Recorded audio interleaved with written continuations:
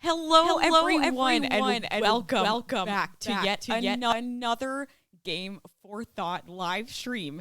My name is Allie Weiss. I am the ethics coordinator in international game development here at Hoest Digital Arts and Entertainment, commonly called DIE, located in Kortrijk, Belgium. And I'm so excited to bring you yet another monthly live stream about a different societally relevant and ethically relevant topic in the games and digital entertainment industry. Good morning, afternoon, evening, wherever you're joining us from. And for those who are first-time Game for Thought watchers, you are super welcome, as well as those who are frequent flyers here at Game for Thought. Great to have you back. Just a quick overview of how the stream came to be. So a couple years ago, this is actually our 4th season of Game for Thought. We kind of in discussion with our students here at Hoest DIE, we realized that we really needed a space to discuss more societally relevant topics, psychologically relevant topics, philosophically relevant topics that maybe weren't so much covered in the curriculum or wasn't given so much space for in day-to-day activities. And so in 2020 came along the Game for Thought stream. We're now on our 4th season. We've covered all sorts of topics in the games industry. And tonight we will be covering the topic of being a parent of a gamer. If you are a parent out there and you have questions in your mind about the ways that you're raising your kids with games, there are 3 billion gamers out there. So chances are, if you are a parent, actually, you are raising a gamer. And we really hope to bring to light some important questions and topics that are interesting to think about. I am thrilled to bring along 4 amazing panelists for this conversation. Without further ado, let's introduce them. First, we have Paul Darvasi. Paul is joining us from Canada. He is the executive director of the Serious Play Conference. He's also the CEO and co-founder of Goldbug Interactive. We have joining us Hannah Dam. Hannah is joining us from the US. She is the strategic partnerships manager at Healthy Gamer. We have Kat Schrier also joining us from the U.S., founding director of games and emerging media program at Marist College based in New York. And last but definitely not least, we have joining us Janis Schreiber. Ian is a member of the International Game Developers Association group for devs with kids, and he's also a game design consultant at Mobile Game Doctor. So basically, we will jump into already some pre-submitted questions that we have for the panel. And around the last 15 or 20 minutes, we will dive right into the audience questions. So if you have any questions during the stream, be sure to jot them down. You can write them immediately in the chat. Just make sure that there is a cue before the question so we know to keep it for the audience Q&A. With that, I thank you once again for joining us for another stream about being a parent of a gamer, whether you are a parent, whether you would like to be a parent, whether you're totally not, but just interested in the topic. I think it will be a great discussion. So hang tight, we'll bring the panelists on board, and we'll see you in just a little bit.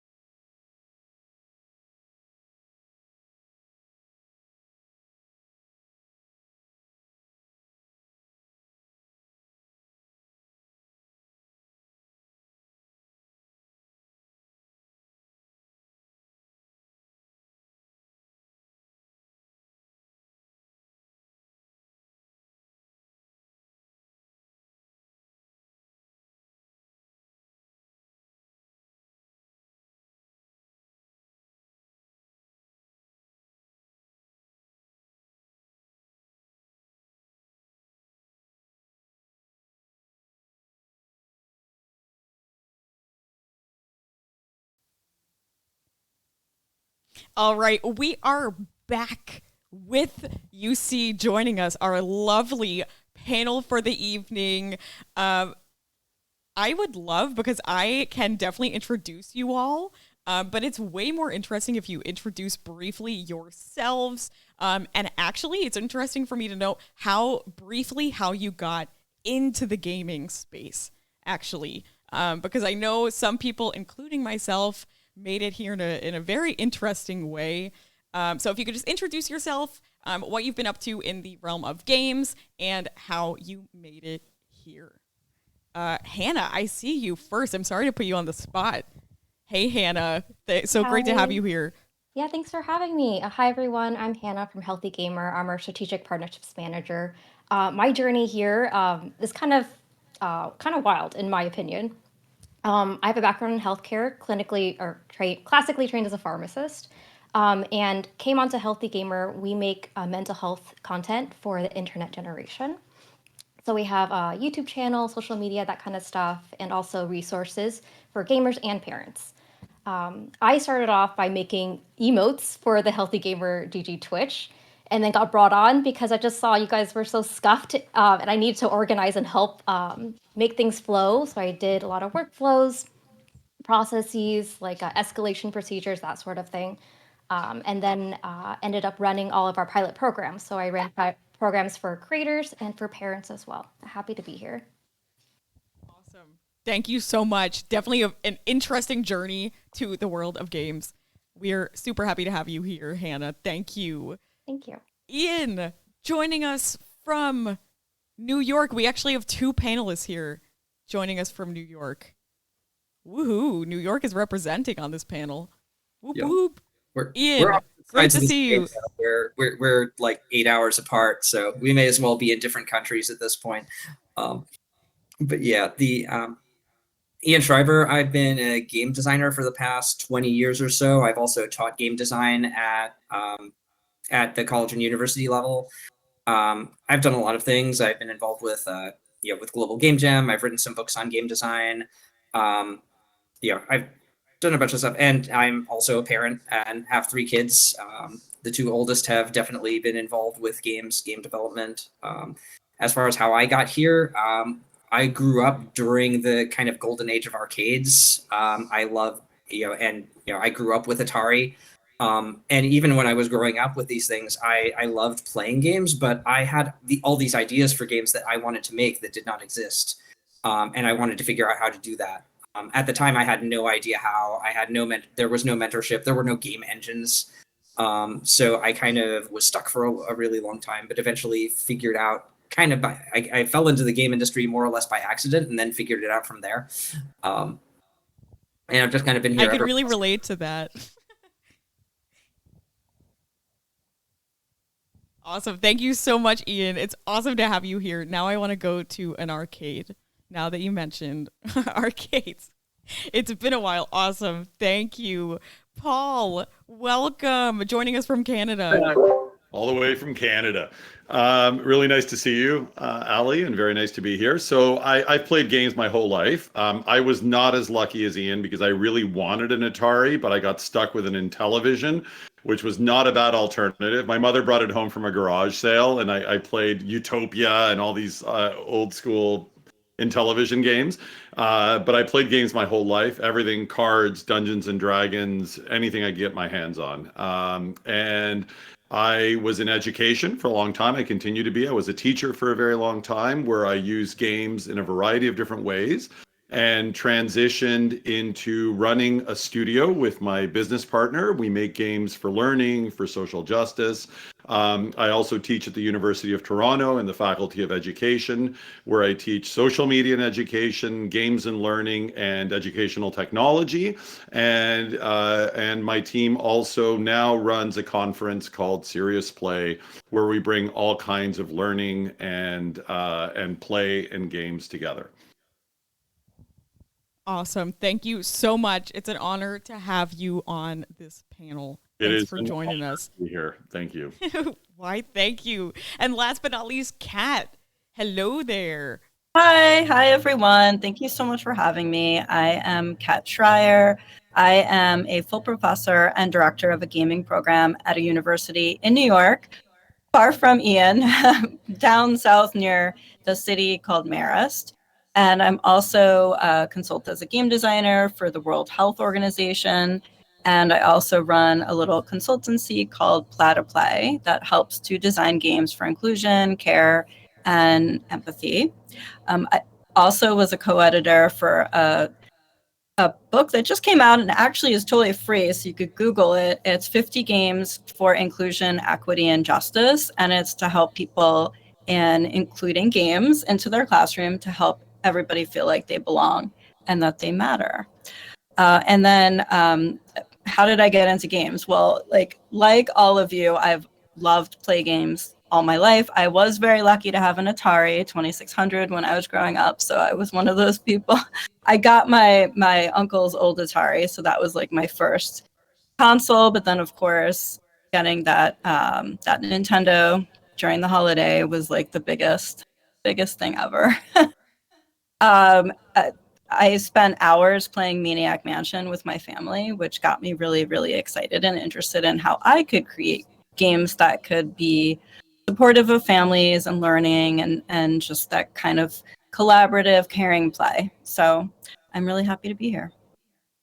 Awesome. Thank you so much, Kat. And I do want to say it's an amazing book that you now just mentioned.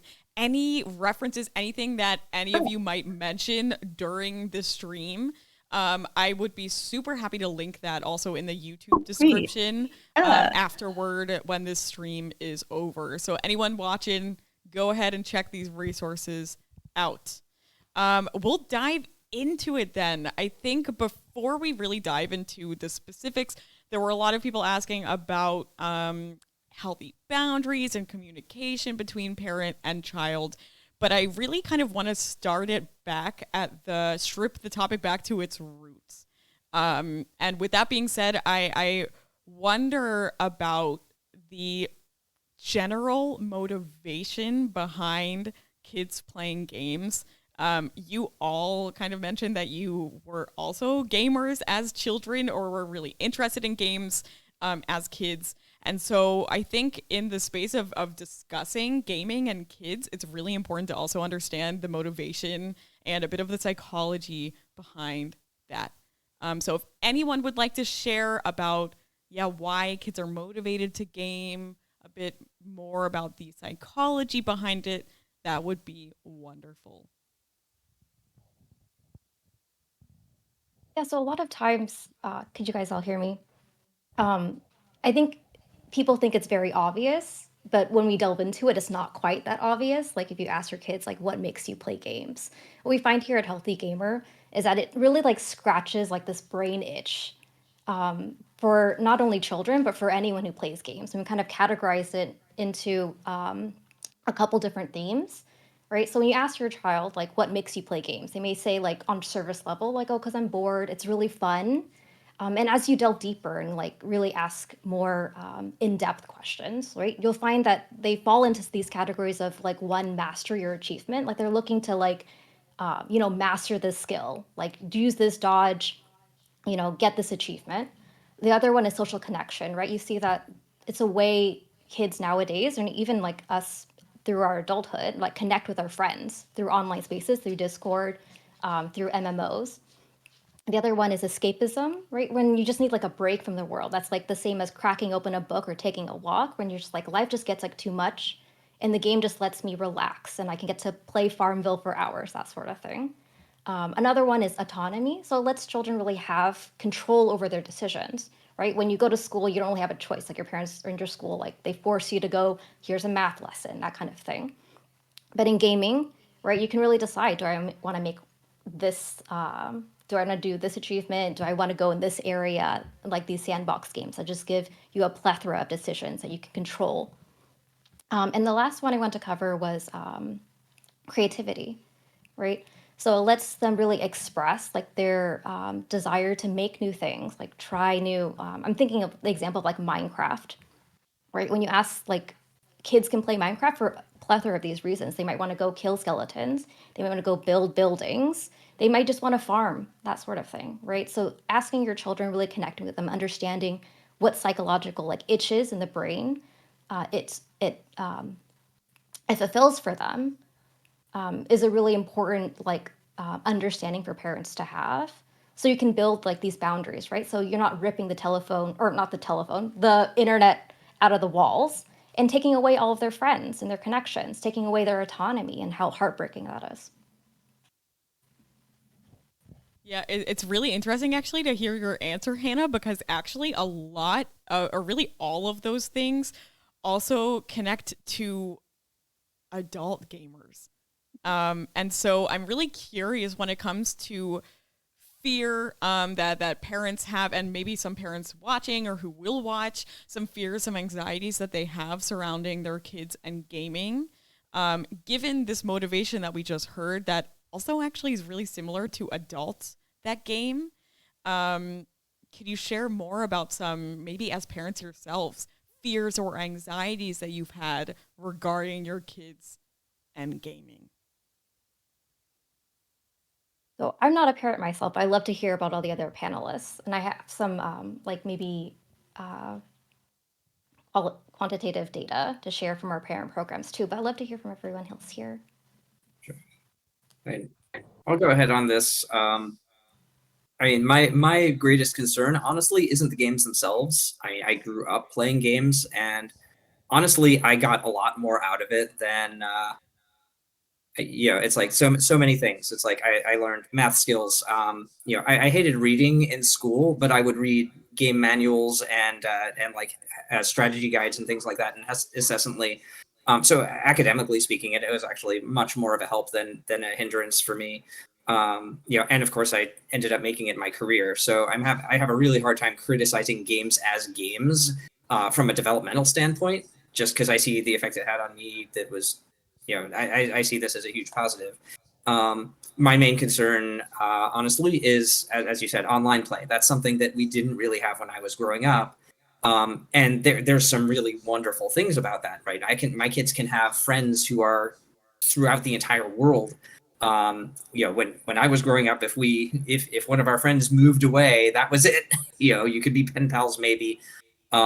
Today it's like that's just a minor inconvenience. We can still be together, in Minecraft or on Roblox or whatever, whenever we want.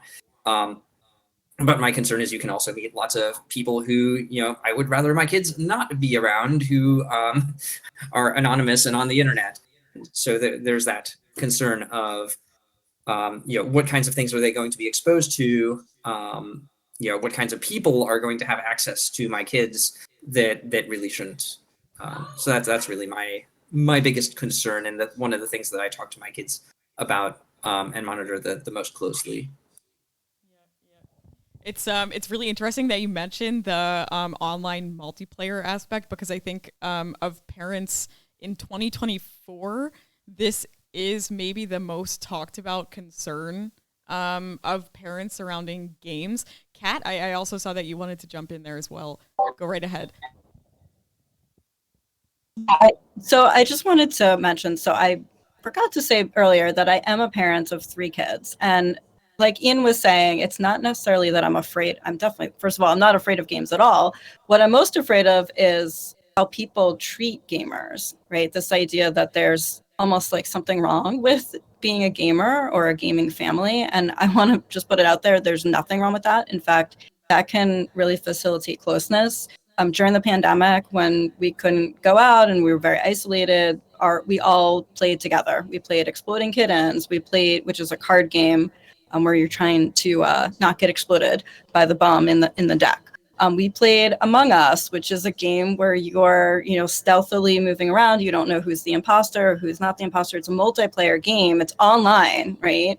And certainly there could be bad things that could happen there, but we were playing it as a way to connect and to even also work together to try to like suss out who the imposters were. So this was a way that we were getting closer. And then I was talking to a mom last night, and she was talking about how her son's language is gaming, right? So this idea that the way that you might connect with yourself, with the world, could be through games, right? And like, for example, my daughter and I played Animal Crossing New Horizons when it came out, and she made her, right? Great game. My fave. One of my favorites. And I remember she was showing me how she created her house. She decorated with like fish and it turned it into an aquarium. And I was showing her my house, and it was a library and it was cozy. And we were able to kind of connect with each other and understand our own identities and express that to each other through the game. So the game really became a way of like shared language that we could connect with each other.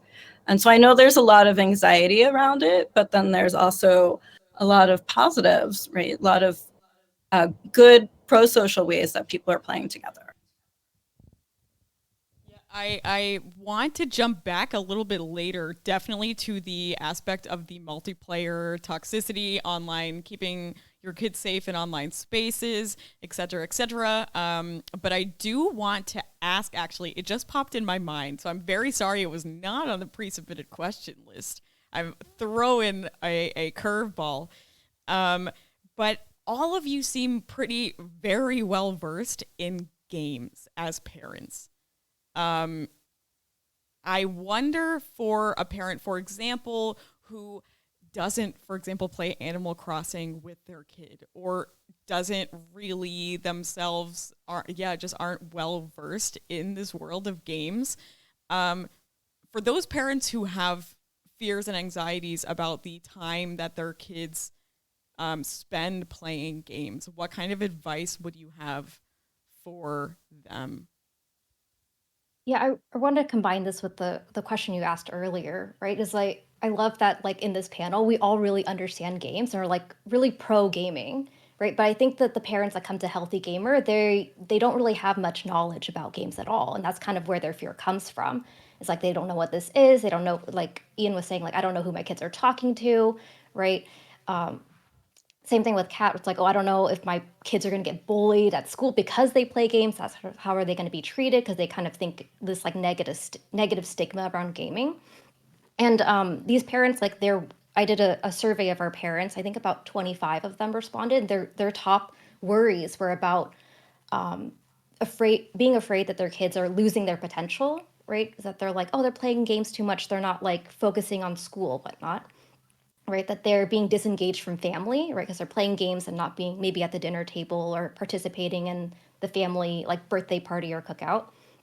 And the other ones were setting reinforcing boundaries and dealing with resistance, right? So like, how do I set the boundary of their gaming time, like you mentioned, and dealing with them pushing back at it, right? When they want to play for another hour or two late into the night. So I wonder with these concerns, if there is, and there's a lot of conversation about this in the parenting world as well, if there is a line between, for example, and Hannah, you're from Healthy Gamer, between healthy gaming and unhealthy gaming, or some people call it, addictive gaming behaviors. Is there a difference? Where do you draw the line? How do you see this pertaining to your kids? Also, maybe from personal experience. What we usually say at Healthy Gamers, if you think there's a problem, there's a problem. And that could be indicators of like, is their school, are their grades dropping? Are they not getting enough sleep?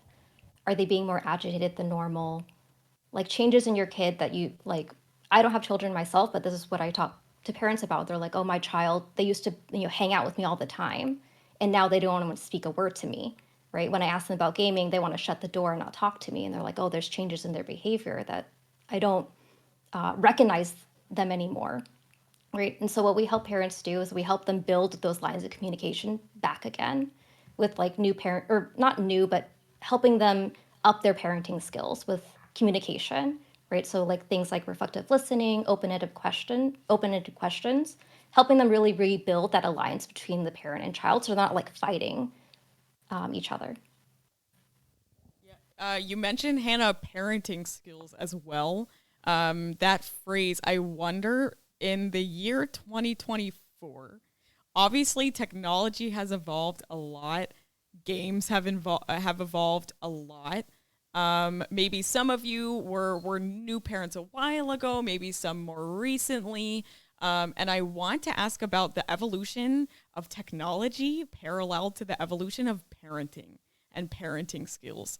I wonder, in your experience as tech has evolved, have you seen yourself need to or kind of be confronted with developing new or different skills? Yeah, I can speak to that a little bit. I think about this a lot.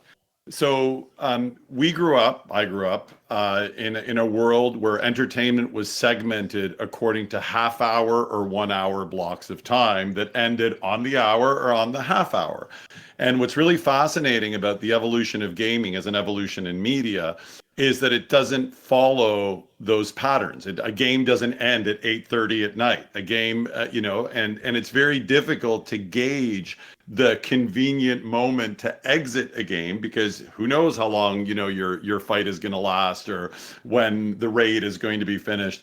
So what I'm encountering is, with my son, who's the big gamer in our family, is that we'll say, okay, well, you've got to come up at 8 o'clock, but it's never 8 o'clock, because and I get it, because when I'm on the other side of it, when I'm the parent who needs him to be up at 8, I get frustrated, and I'm cool gamer dad who was driving him to Minecraft when he was in kindergarten, unlike every other parent. And I find that I still, my controlling parental self is like, I said 8, it's 8:01, like, what are you doing, right? But then when I'm playing a game and somebody's calling me and saying, hey, can you come up, I'm just like in the middle of something, right? And when you're in that space, it's so all consuming that I try to remind myself what that's like. And so I think what we have to contend with is, as the demands evolve on us as parents, is how do we create a system that absorbs that game kind of quality, that it doesn't end at exactly certain times, that is pushing, because I would argue that our clock-oriented society is kind of problematic, right? That we live by like half-hour increments and all that kind of stuff. This was imposed on us. This is like, I agree. As someone who is chronically late, I Right, agree right? that the clock really limits me and my lifestyle. So, and this is where kind of, it's taking us back to probably a healthier time in human life where we lived in flows, right? It wasn't these compartmentalized sort of, segments of time. And it's interesting how games in many ways are pushing those boundaries of time-based. So I'm struggling with that, because I don't have an answer. And it depends on how tired I am and the mood that I'm in and how the day has gone. But some days I deal with it better than others. It's a really, really insightful response. Ian, yes, hello. I see you as well. Yeah, I'd just like to add that, I mean, it's always tempting throughout the generations to fear or blame new technology for all society's ills. And there really is a sense of, the more things change, the more they stay the same here. Yes, the technology is different. There are things that are happening in games that are different today than they were when I was growing up or when my parents were growing up. But a lot of the questions that you're asking about, like, parents connecting with their children, children getting into hobbies that the parents don't share, and the parents feeling a sense of disconnection, that happened when we were growing up. That happened when our parents were growing up, when our grandparents were growing up. It was maybe something different. Maybe my parents were not always doing video games, but maybe they were avid readers, or maybe they were really into building models or collecting stamps or whatever. And the same concerns could happen of a parent saying, like, my kid is doing this thing and I don't understand it. So those challenges have been around for, in many cases, since the dawn of humanity. This isn't actually, so I think whenever you're looking at something like a new technology, I do find it's helpful to take a step back and say, okay, in the abstract, have we been here before? In fact, do we get here every single generation? And more often than not, the answer is yes. And the answers to these questions have been out there for hundreds of years. So, yeah. think that's really important, and really like a perfect piggyback off of Paul's personal experience as well. I wonder, for example, and now I want to get into like practical tips and tricks for parents who are out there who maybe game, who maybe totally don't game. For example, Paul, you mentioned sometimes it's really difficult for you, if you want your kid to stop playing at 8 o'clock on the dot, if they're like in a fight with a boss or something and it goes past 8, sometimes, that's inevitable. And you mentioned that you also kind of are figuring out how to navigate that as you go, because you also kind of, as an adult gamer, experience the same kind of phenomenons.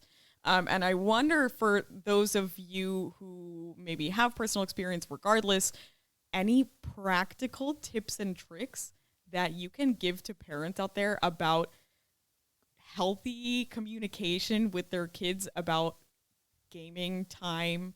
Hannah, you mentioned like ripping the cables out of the wall. I think, and I actually remember when I was younger, my brother was a huge gamer.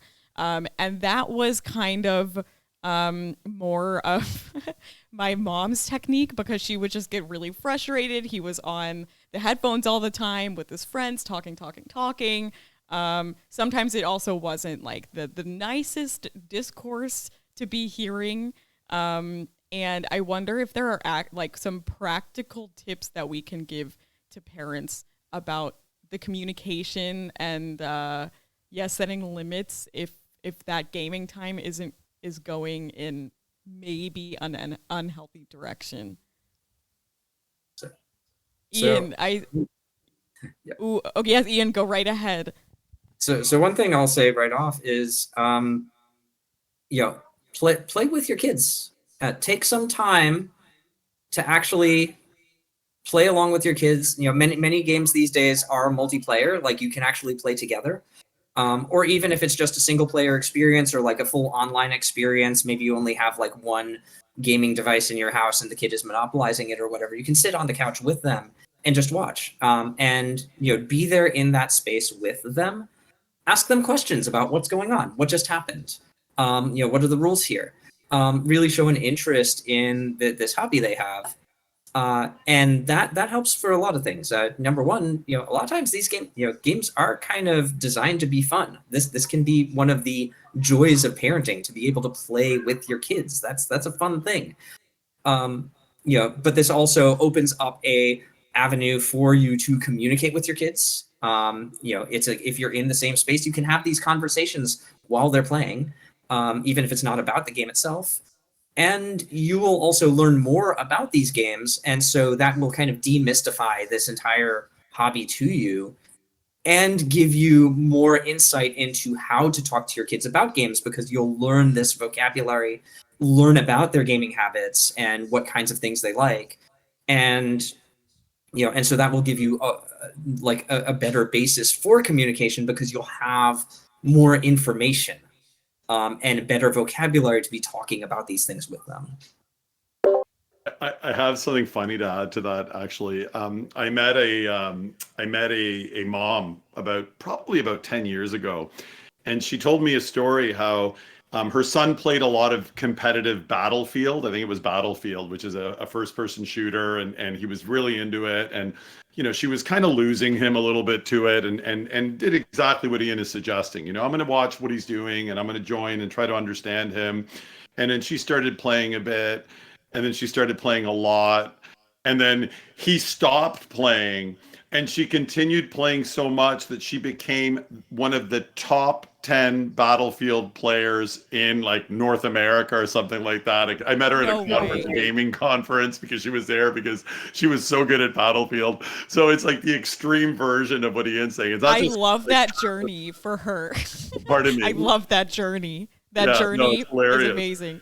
Like starting by like peeking over his shoulder and seeing what he's doing, and then fast forward a year later and she's like, winning all kinds of tournaments and competitions. Basically beating him at his own game at that point. Yeah, and then he's like, "Mom, can you like step away?" Mom, let me unintroduce you to the world of gaming now. It's super interesting. I also, Hannah, go ahead. I see you want to add something as well. I was gonna say I completely agree, right? Like the first, like the like foundational step is like understanding. Is like so much of it is like the fear of the unknown. And once like you have an understanding of like what the game is, the kind of like how complicated and fun these games are, right? That kind of lowers the parents' anxieties and worries about like their interactions online and what they're doing, right? And we find that like the more parents like understand what their child is doing, the more the child like feels heard and understood, the better the communication, the better they're able to take advice or like direction and parenting boundaries from their parents, right? Because if you my analogy is like if you go see a doctor and you don't think the doctor, you don't trust the doctor, you don't know who this is, it's harder for you to take advice from them, right? Versus a doctor you've known for a really long time, you have a really good relationship with. That's my analogy there. And so understanding is number one foundational step. Another one is helping parents like regulate their own emotions, right? Kind of what Paul was saying is like, hey, I'm able to like recognize like what I'm feeling in the game, right? And helping parents not make decisions when they're not tranquil, right? And having a time to just like, hey, I want to step away and come back later. What other things we help parents with is kind of like preemptive, like letting kids know what boundaries are coming, right? Like, hey, if I really need you to stop gaming early because we're having trouble getting to school on time, right? So like, what do you think about like 9, 10 o'clock, like helping the kids like have some autonomy in their decision making? Like, what time do you think is a good time to stop? Okay, 11 o'clock. If I come in at 11 o'clock, is it okay if I like force you to turn the game off? Or what do you want me to do? Like, how do you want me to set this boundary and let them know that this is coming so they don't get surprised when it's 8:0 or 11:01 and they're like, oh, I didn't know that you're going to come in and enforce this boundary, sort of thing. So those are a couple like practical tips. Yeah, that's super interesting, and I really appreciate like how practical those tips are as well, because I think in a lot of the discourse about parenting and games, we hear just like in an ambiguous kind of cloud statement, communicate with your kids. And communication is just, that is a whole giant word to unwrap in so many different ways. So I really appreciate the practical examples that you give there. Kat, I think, yes, go right ahead. Yeah, I just wanted to jump in to all the parents out there that I acknowledge how hard this is. I mean, it's really hard, right? It so many things going on. You're like trying to get rushed to work, try to get kids fed. Like there's so many things going on constantly. And to have to do this is an extra thing, right? It's like finding time to play with your kids every night, or finding time to like learn all of your kids' hobbies. It's hard, right? Because that's, also you want them to have autonomy and independence and to have their own little clubhouse and subculture that they are feeling empowered in without you kind of overstepping their boundaries, right? So it's a lot of understanding your kid, understanding yourself, finding the right fit, because it could be very different for even in your own family. Like one of my kids has really good executive function, the other one doesn't, and then the youngest one, who knows what's going to happen, right? So they're all they're all like somehow opposites of each other and would need different strategies and different support. So like and dynamically changing as they grow, right? So it's hard, and I just want, there's no like one easy answer, but this idea of playing with your kids, I think even if it doesn't solve everything, I think it will like help you to understand them a little better and to also connect with them a little more. I'm so glad that you say that, Kat, because I think the idea of playing with your kids, growing up, I don't think it was ever something that my parents just weren't really into gaming. God, yeah, I love my family them. Was.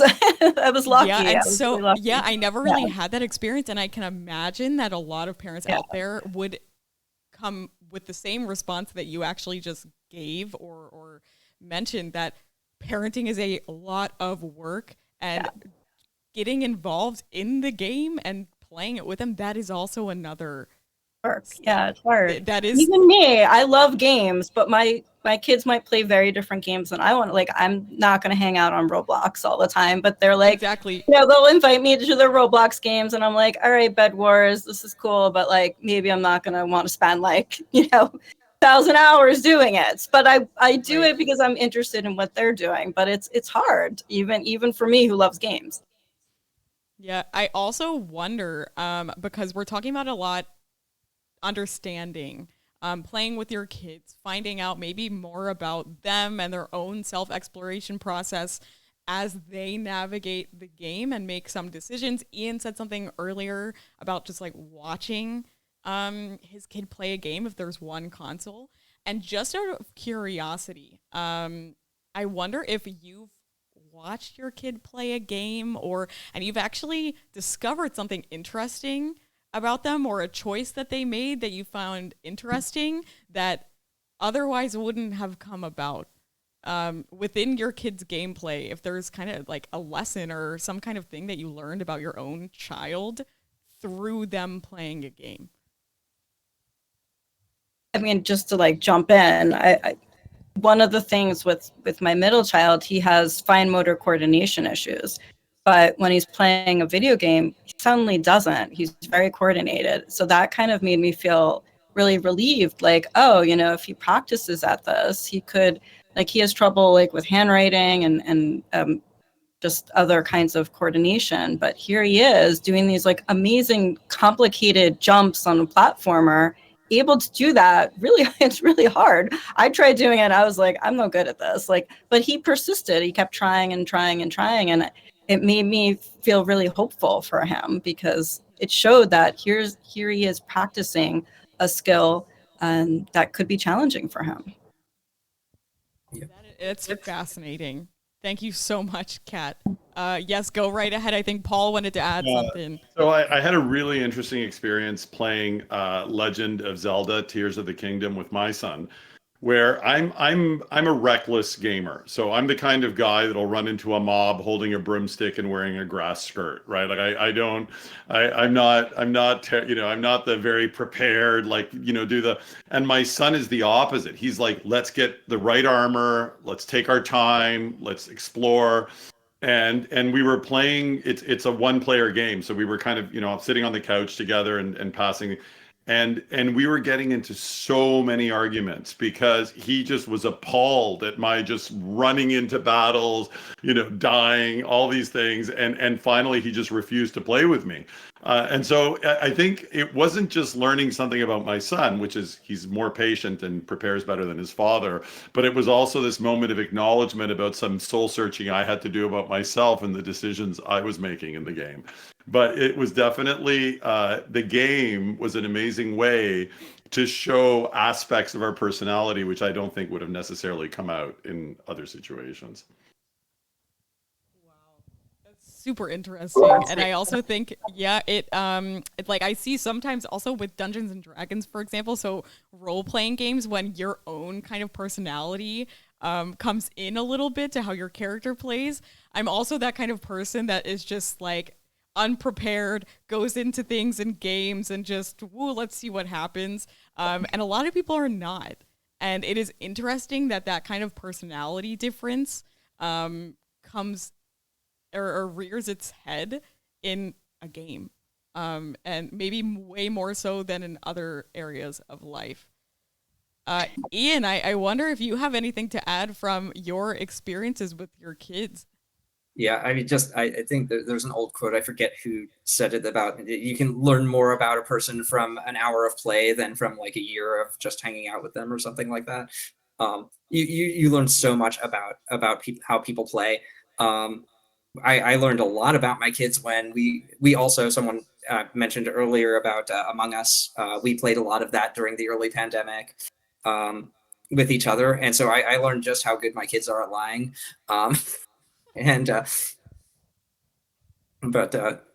But yeah, just seeing my kids, like how my kids play, how they approach play. I'll also say for anyone who has like school-aged kids that go to like an elementary school, if they play Foursquare, watch how your kids play Foursquare. Like there's so much personality that goes into, you know, which rules you're calling and how nice or mean are you when you're playing. Yeah, there's so many games that are like that where it's just you can just see everything come out, but it's in the safety of this magic circle of play. So it's like, you know, people feel a lot more comfortable kind of letting their true selves out a bit, and you can learn a lot just by observing. Go right ahead, Kat. Yeah, I would just wanted to jump in also about Among Us. So one thing I realized and probably should have understood, whenever I was the imposter and actually killing all the others, my kids got really upset because they didn't want to see me in like the villain role. Like they wanted me to like, you know, be taking care of them even in the game, and which I usually would do. I'd be like, oh, watch out, there's, you know, someone coming. But when I was the imposter, I was like, I'm not the imposter. I don't know what you're talking about. And I would totally lie, but then I'd be like, you know, killing everybody. And they would Just kidding, it's me. They would feel Surprise, so kids. by me when I did that. So it was like fun and funny, but also it's like because of your role as a parent, they may have a different level of trust and you know, just have to talk through what that means in the game as well. So interesting. So many of these things I've never, I never thought about before this discussion. So it's fascinating to hear of the things that pieces of knowledge that you've gained about your kids through the realm of games. A question that I also definitely wanted to ask during this panel. So far, we've talked a lot about gameplay. Kat will join us right back. I think she's having some Wi-Fi troubles. Don't you worry, Kat. We'll be right back. I do also want to talk about game development. Some of you are game developers yourself, worked in the space of game development, as we've alluded to as well. Some of you are parents as well. How do you navigate conversations with your kids about making games? Not only about playing games, but making them. Just interestingly enough, I was talking to my colleagues at DIE, who a lot of which have worked in the games industry as well. And this topic actually comes up way less than the topic of gameplay. So just curious about conversations with your kids about making games and how maybe that's also different than playing them. Yeah, I mean, I'll definitely take this one because it's obviously first off, just for anyone in the audience that doesn't know a whole lot about games, right? Making games and playing them are two very different activities. The way I usually put it is, you know, just because you like to eat cake doesn't necessarily mean you'd want to be a professional pastry chef. Right? Those are two different activities. Both can be wonderful, but they're different. I do like the idea of children thinking not just in terms of content consumption, but also content creation.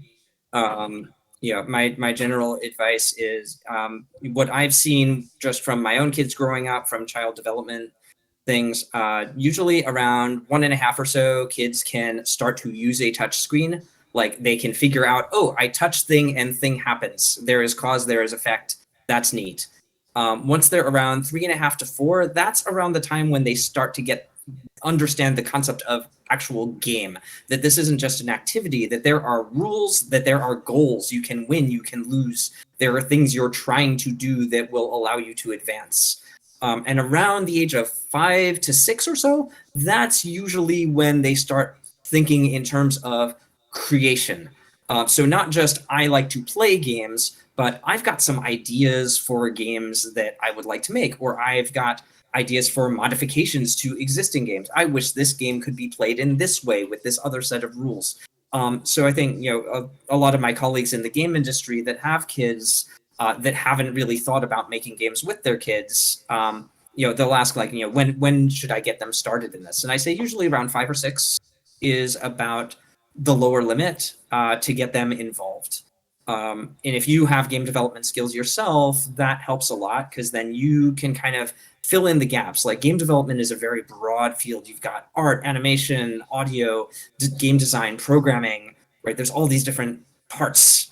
But you can but you can bring those all together. It's like if you can do these parts at least semi-competently on your own, then you can kind of make space for your kid to do anything that they are capable of, and then you fill in the gaps for everything else. So I've definitely done this. I know we talked about you can hear from my kids directly if you want. I was just going to ask Ian if any of your kids are available at the moment to share their experience as kids themselves who are interested in making and playing games. Hello. So this is Janis. Hello there. They're 13. They've been making games in game jams since they were 5, and they've done global game jam every year since they were 8, usually as an artist. And so talk a little bit about some of the things you've done. So I noticed that in doing game jams, it's really neat being the artist because like I'm kind of, it may not seem like it, but I'm kind of one of the driving forces to what the game will eventually end up being, because concept art actually plays like a large role in like making games. Even though, a lot of people, they just see the developers and the, story writers and the programmers as the driving force, but artists can actually like, really make a difference in where the game ends up. So it's really neat being like an artist in game jams because, I get that experience of not only like, drawing for games, it's very fun, but I get the experience of, being part of how the story unfolds. Being part of a greater team in your capacity as an artist. Yeah. I wonder, Janis, first of all, I'm thrilled that you're here joining the discussion because we're talking about kids, children, games, kids, but I'm very glad that we have somebody to represent also that part of the discussion. I want to ask you, growing up, playing games and making games and hearing a lot of things as well, maybe about like unhealthy gaming behavior and these kinds of things. What was your experience like growing up, making games and playing them with your dad, who also is involved in the game development industry? What was your experience like? I've always loved playing games, and actually it started out with my dad. I would always like to sit in his lap and we would go through games together. He would do the hard parts and I would laugh at him when he died. I loved doing that. One of my favorite games growing up to play with my dad was Okami, and I've actually been going back and playing it on my own. And it's such a good game. But I've loved playing games with my dad over the years. It's really interesting though because it started off with my dad. When it started to branch out, like when I started playing games by myself, it was really neat because I kind of had to go through that whole thing. And sometimes I would get like sucked into a game and it would like kind of be a real time consumer. And I wouldn't like realize it, but it would really like take a lot of time. Like I wouldn't even realize as the hours passed until, We've all been there. Yeah. And where do you see, so because you are, Janis, you are 13? Yes, 13. Where do you see your journey taking you next? What do you aspire to do career-wise? Have you given any thought about that? Of course, you have a lot of time, but it's fascinating to hear how many game jams you have already been a part of. And I'm super curious what is next for Janis. There's a lot of, potential paths. I've thought about being an artist in the game industry. Currently, I'm working on, being a musician. I really love music, and so maybe I could incorporate that into games. But I still do love doing art for games and being a part of creating something that's fun for others.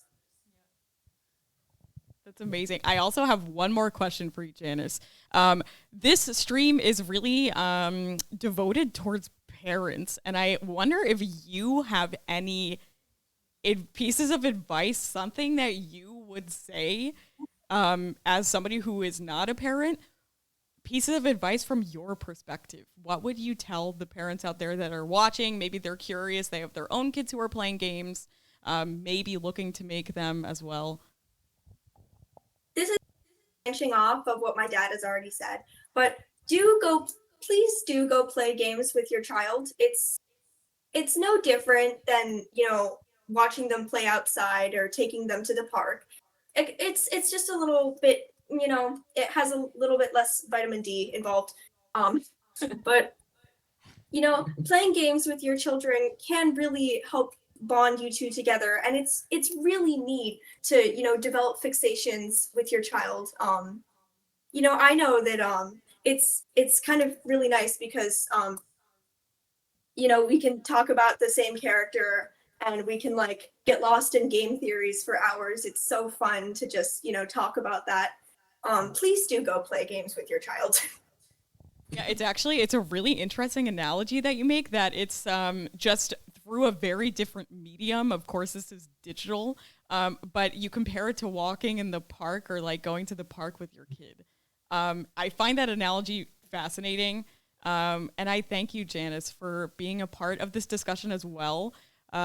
You are the game developer of the future, and I really appreciate your insight here. Thank you so much, Janis. Can we get some claps in the chat or wherever for Janis? I feel like I've met a celebrity because I've actually been watching Janis's amazing artwork on Facebook for years. But I've never actually seen or met Janis. So Janis, I'm a big fan remotely of your work. So congratulations. You're going places, Janis. Yeah, this is amazing. I love how Janis just rises up, pops up with just brilliance. I love it. Thank you. It was awesome. It was my favorite entrance ever of Game for Thought of a panelist. Thanks, Janis. Yeah, they've been here listening to this the whole time, just waiting for their moment. Oh, so fun. I hope you enjoy, Janis. I hope you've been enjoying the chat. Maybe also feel free to jump in on the next question as well. I promised that we would get back to the point about one of the biggest fears, anxieties, concerns of parents in 2024 surrounding games, and it has a lot to do with online multiplayer. There is, for example, like a new AI voice moderation tool that's out there that filters toxic speech in online multiplayer games. And I'm wondering, as parents, as non-parents, as kids playing games, if you have anything to share about staying safe or maybe keeping your kids safe in these online environments that can sometimes be a bit dicey. Kat, go right ahead. Yeah, so I actually wanted to share some statistics with you. There's a 2023 study by the ADL of online multiplayer games, and they found that 3 out of 4, so 75% of kids 10 to 17 have experienced harassment in those online games at some point. So that's 75%. And 37% had experienced identity-based harassment. So based on their gender identity or based on their race or ethnicity, they were being harassed. That is terrifying. Of course, these kinds of bullying and harassment could happen in virtual spaces or in playgrounds, schools, locker rooms, etc. Right? So it's happening. And I think the best thing to do is to point that out, to be there for your child, to talk about these kinds of experiences. I know, like, for example, when I was playing Among Us, sometimes people would say things in the chat like racist terms or they would, say inappropriate things, bully people. And like, for example, my daughter would immediately ban them and kick them out no matter what they said, if it sounded like a curse. And so we would have discussions about why people do that, like what to do about that, like what kinds of strategies you can use to protect yourself and others. So even if that person was bullying someone else, my daughter was like the moderator, like, you're immediately banned from this room. So, but there should also be a broader conversation about safety in these spaces. And I just actually did a presentation to Blizzard about their game Overwatch 2 and the kinds of design strategies that they have to help, first of all, protect their players, but also to encourage pro-social behavior like endorsements, friend requests, all the kinds of good things that we want to happen in our play spaces.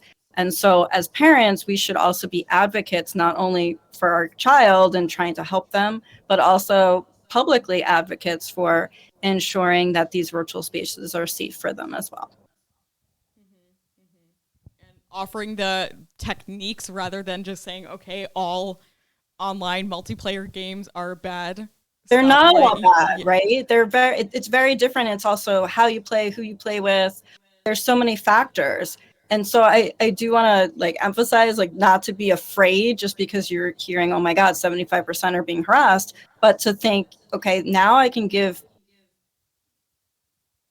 my kids strategies and empower them to try to do, right? So if you're with them and these kind of things happen, you can have those conversations right then and talk about what kinds of ways they can, help each other and help themselves. Yeah, that's wonderful input. I wonder if anyone else, Ian, Janis, Hannah, Paul, do you have any insights regarding staying safe, keeping others safe in multiplayer games, even personal anecdotes?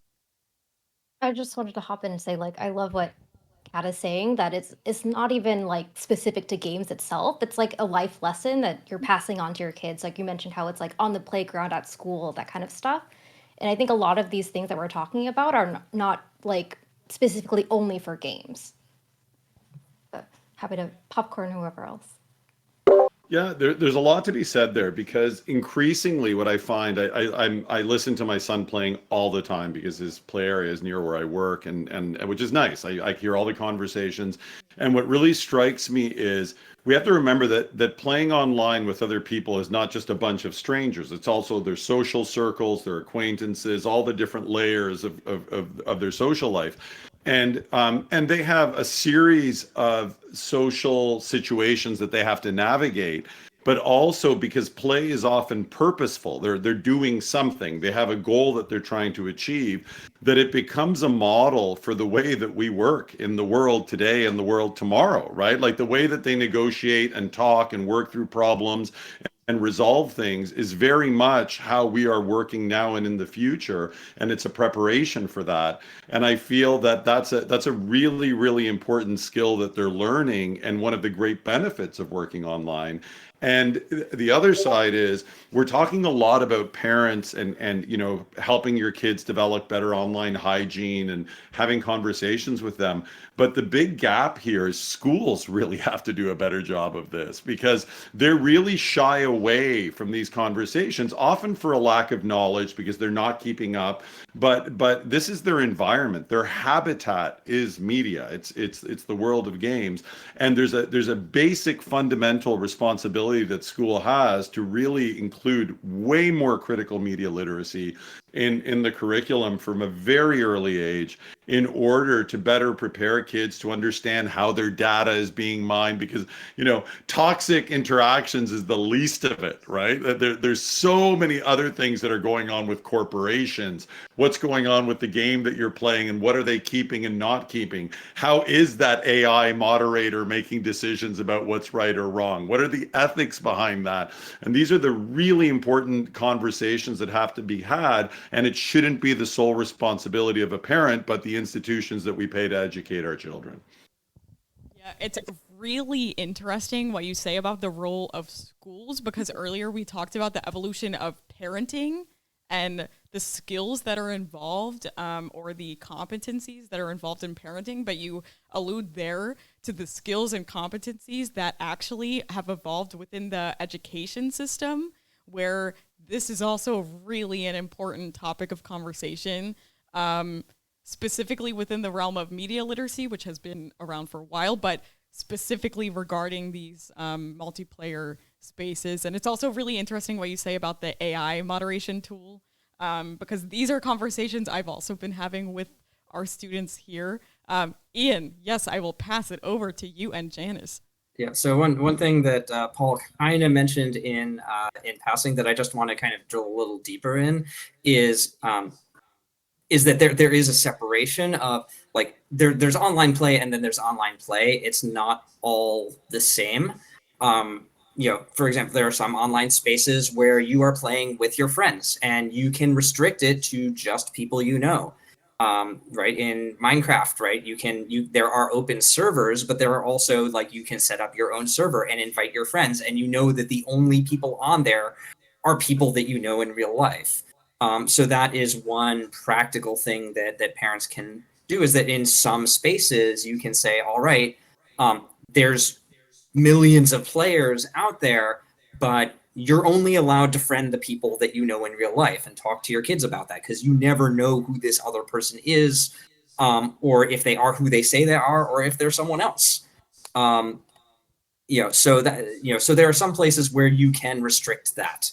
And in that, I think can be a reasonable policy. There are obviously other places where you're just playing online and you're being thrown into games with random other people and you have no control over that. And in those cases, I hate to beat this drum again, but it's like, play with your kids, and see kind of how they navigate those spaces, because then it's like if someone launches a racial slur at your kid, or your kid spews profanities at someone because they just think, oh, I've been socialized to this is how people act here, or whatever, you can stop right there and be like, hey, that thing that person just said, let's have a conversation about that. Let's talk about what's appropriate and what's not, and why do people say these things, and is this appropriate for this space, and what do you do if you run into someone like that, and not just leave this to go unchallenged. Now, again, it's like this is one of those things that sounds like a new world that parenting is in right now. It's really not. When we were growing up, there was all kinds of explicit lyrics in rock and music and rap. There were very questionable themes in a lot of TV shows and movies that also gave us some really strange and probably unhealthy ideas about how the world worked. And the big difference of whether you internalize that or not is there an adult in the room watching this with you who can have these conversations about, like, hey, that thing that was just on your on the Flintstones, that was blatantly sexist. They make it funny, they make it a joke, but there's some things that are not okay about that we should really be talking about. And you don't have to stop watching this, but you should be thinking about this critically and not just accepting this as the way world is. So thank you so much. I see the time, and this completely flew by. It's funny that we talked earlier about clocks and time being a social construct, and they hinder us from what we want to do. I'm just curious, I know this is a difficult question to ask, but wrapping up this conversation with the audience in mind, primarily I think being parents, any last words for the audience, key things to take away, in a nutshell, points that you would love to ultimately get across to the audience? I know it's a big question. Any last words to parents out there, maybe people who would like to be parents and are curious about how this world works, overlapping with parenting? I think I have one that I didn't get to mention. I just want to throw in there is that I think a lot of times the change really starts with the only person you can change is yourself, right? So being aware of your own technology habits, that sort of thing, kind of like modeling the right behavior, trying even the things where like, oh, why do I always have to take my phone to the bathroom when I need to go, and putting the phone down, right? I think piggybacking off of what Ian's saying, how like technology is always growing, but I think we do see it being more addictive somehow, like just TikTok. It's like you keep on scrolling and scrolling. There's always news, everything really vying for your attention. One thing takeaway is right being aware of your own technology habits for your kids and help modeling that for them.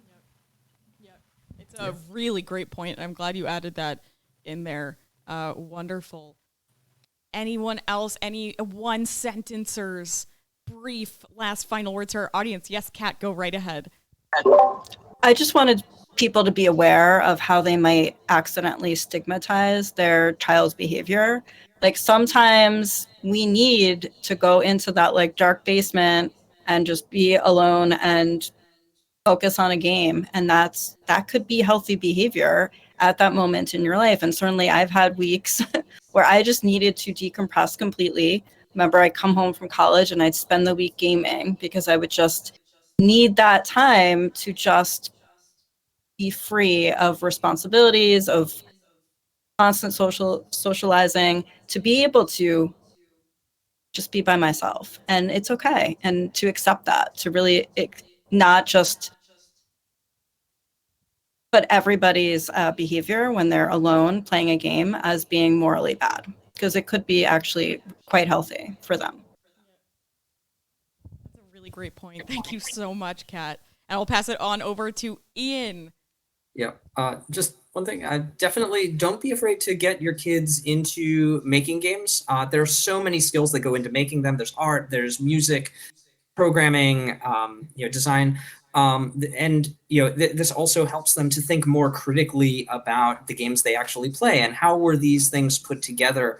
Talk to your kids about business models, like how are I know a lot of parents don't really know a lot about how are games funded. You get a free game on your phone. Well, it's free to download, but then they keep asking you for money. And how does that work? What are the mechanics? There are some great articles out there that kind of go into the details of this is how these games are designed to make money. Some of it is okay. Some of it is very blatantly manipulative. And a big part of that is understanding and being able to kind of critically look at this and say, what is this game asking me to do? And why is it having me do this? I don't have a policy in this house of restricting what games my kids play. But I do say, there are certain games that you can play this as much as you want for free. We are not going to be giving these people money. And you have to, and I want you to understand why that is, because I think that this is very manipulative. And it's, and they are not engaging with their player base in good faith. And so just being able to understand that, it's like, you can still play it, you can still enjoy it, but you should understand that there is a dark side here. And I want you to just kind of engage with that in your own way. So. Super interesting last point, Ian. Thank you so much. Janis, any last words to our audience? I would definitely say, again, piggybacking off of what my dad just said, but do try, even if you don't know how, do try to investigate on how to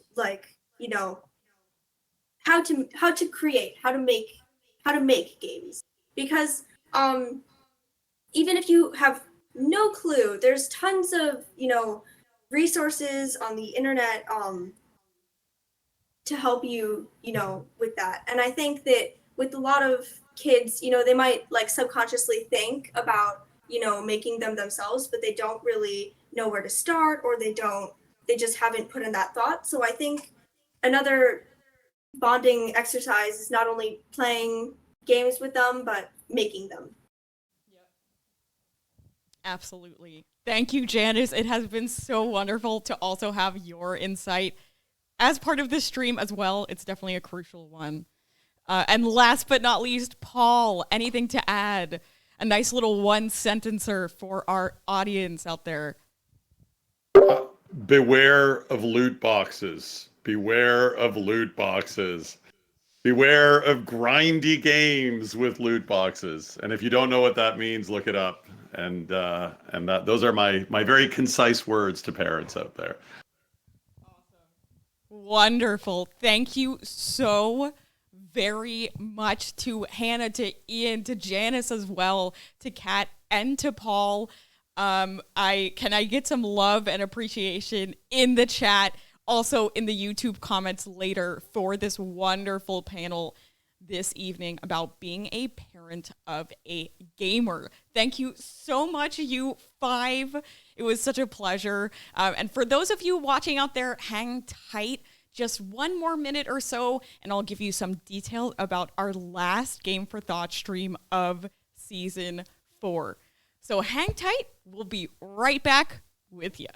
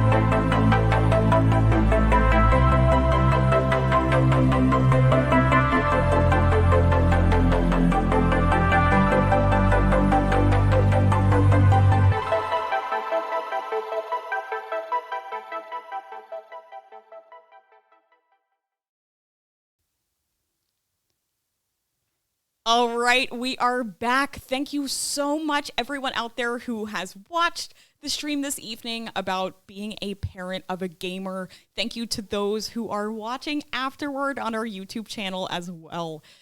Many thank yous to give. First and foremost, I would love to thank those that are making this stream possible. I see in our lovely tech room, Casper, our stream magician, and also Emily, who is assisting with the streaming and the moderation. As always, I really appreciate it.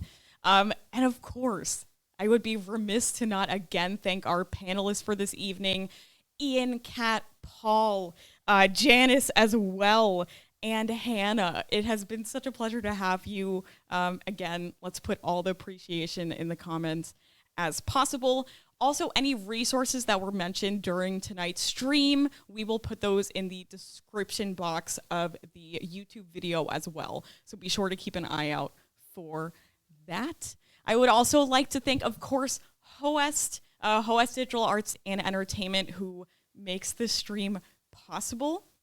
The Flemish Audio Visual Fund, Flanders Game Hub, the Flemish Games Association, and Elevate.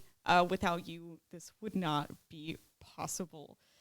And I can't believe that I'm saying this right now, but we have one Game for Thought stream left in our 4th season. So be sure to mark your calendars for the 15th of May. That is our next Game for Thought stream, in which we will be covering the topic of games and politics. Definitely an interesting one, so make sure to mark your calendar and join us again on May the 15th. Game for Thought, follow us on LinkedIn, follow us on Facebook. We have exciting news coming out very soon about a podcast that is coming back that is actually led by students, so keep an eye out for that. And our blog posts as well, which offers a really nice recap of the streams done by our friends over at Pirate PR. And without further ado, I lost my words there for a second. Without further ado, I wish you a wonderful morning, afternoon, evening, wherever you are, and I hope to see you back on May the 15th. Thank you so much, everyone. Have a great one. Bye-bye.